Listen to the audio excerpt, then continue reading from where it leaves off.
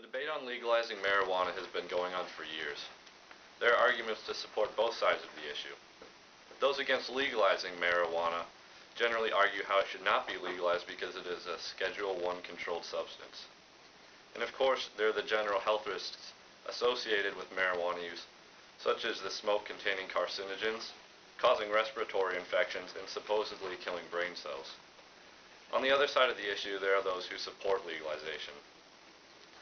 Those who do support legalization realize that marijuana is medically useful and is not actually as harmful as it is often cracked up to be. I, for one, support the legalization of marijuana because, in short, it does more good than it does harm. THC, the active ingredient in marijuana, is classified as a Schedule I controlled substance, the definition of which is a drug with high potential for abuse and no current accepted medical use in the United States. This classification is inappropriate because preclinical, clinical, and anecdotal reports continue to support the increasingly acknowledged fact that marijuana's key ingredients treat a host of maladies, including cancer. Researchers first conducted an experiment in mice that had been engineered to carry 3 different grafts of human brain cancer. They injected the mice with the molecule THC near the site of the tumors once each day. The chemical appeared to stimulate the cancerous cells to engage in a process known as autophagy, in which cells initiate their own breakdown.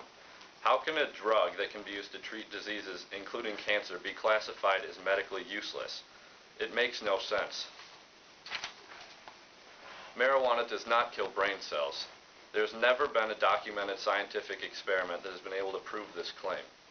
While marijuana affects the body, the mental symptoms include slow reaction times, loss of concentration, and most notably, loss of short-term memory. While this is true, these symptoms only affect the body temporarily. These symptoms are not permanent and, as such, have no long-lasting effects. While it is true that marijuana causes respiratory infections and contains carcinogens, which are cancer-causing agents, it's worth noting that inhaling any kind of smoke is bad for you. There is a way around this, however, as there is a way to use marijuana without actually burning the plant. This method is known as vaporization and eliminates smoke inhalation, one of the only harmful aspects of using marijuana. Cigarettes contain more harmful additives than marijuana. Another important note is that cigarettes are physically addicting, whereas marijuana is only mentally addicting. It can be argued that marijuana is mentally addictive, but that applies to anything pleasurable. It is natural for the human mind to grow attached to anything pleasurable, so there is no reason to single out marijuana.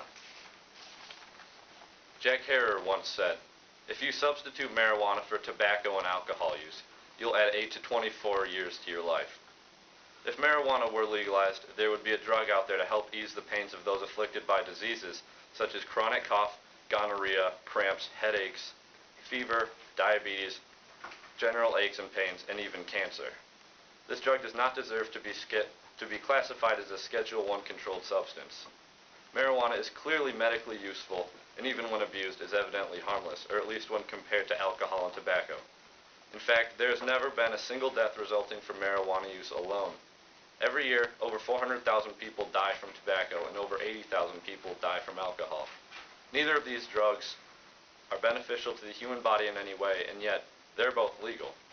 The Controlled Substance Act was put into effect in 1970, 39 whole years ago, and clearly the classification of marijuana needs to be reconsidered.